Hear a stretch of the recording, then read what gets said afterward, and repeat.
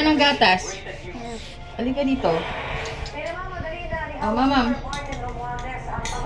Sit down, sit down. Dali na para makaligo na tayo. Mm.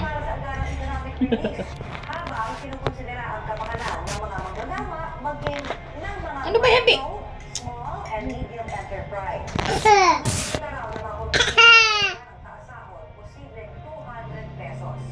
Ang makabayang block, isusulong pa rin daw ang panukala nilang 750 pesos na taas sahod.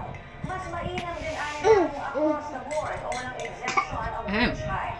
Sa Senado, Ayan. naglumahan na noong February 2024. Ayaw niya magdede sa bote. Pero gusto niya sa baso. Yung ganyan.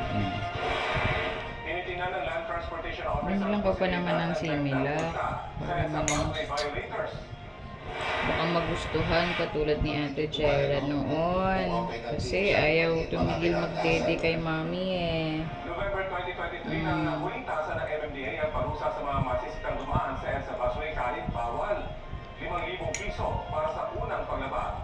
Sa second offense, 10,000 piso kasama ang isang buwan Nak, dapat sa bote ka na lang eh. sa road safety seminar.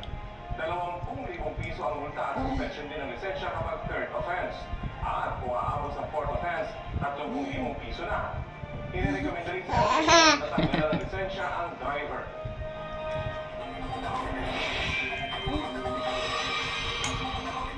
Gumuho ang bahagi ng highway sa Malatan, Camarines Sur kasunod po ng patuloy na pag-ulan doon. Dahil dyan, hindi madaanan ng malalaking sasakyan ang bahagi ng highway sa Barangay Kamanmanan. Shear line ang nagpapaulan ngayon sa probinsya.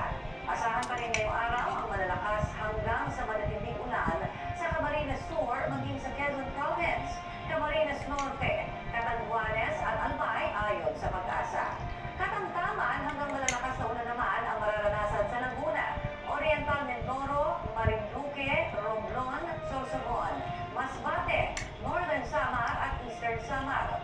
Mataas po ang banta ng baha at landslide sa mga nasabing lugar, kaya maghanda at maging alerto. Umuulanin din ang napanig ng Northern at Ikaw yan. Southern Luzon, Visayas at Say hi. Mindanao. Base po yan sa rainfall forecast ng Metro Weather. Posible po ang ulan dito sa Metro Manila. Hi. Lalo na mamaya Flying gabi. kiss. Ay!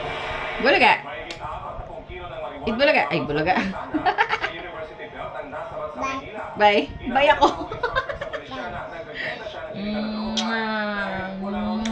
Bulaga! Bulaga! Sawat na ni mami. Saay. Ganitong karaming marijuana ang natuklasan ng mga otoridad sa isang bahay sa Sampaloc, Maynila. Ang sahod, dami naman yan. Kasunod dito ng drug bypass operation ng mga tauhan ng Sampaloc Police Station laban sa 40 anyos na suspect na si Arias Ramil.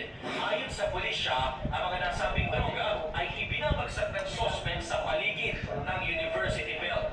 Yung kanyang mga parokyano ay mga estudyante. Yan. Estudyante daw. First 2 months yung Drugs pa more. surveillance, validation, and then eventually,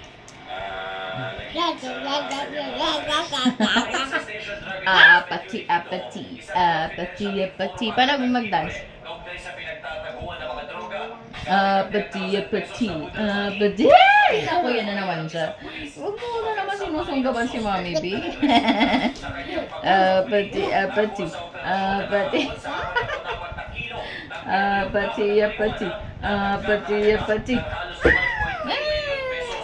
Yung packaging niya, yun yung packaging usually na galing sa store. Inalam pa namin kung paano punta dito, either O, say bye-bye na. Liligo na tayo. Bye. nalagay siya sa amin Bye. sa ako Fly kiss. na parang Doon.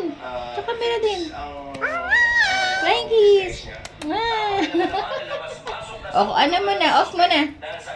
Off mo na ang camera. Stop mo na yung camera. Stop mo na. Dali. Push that button.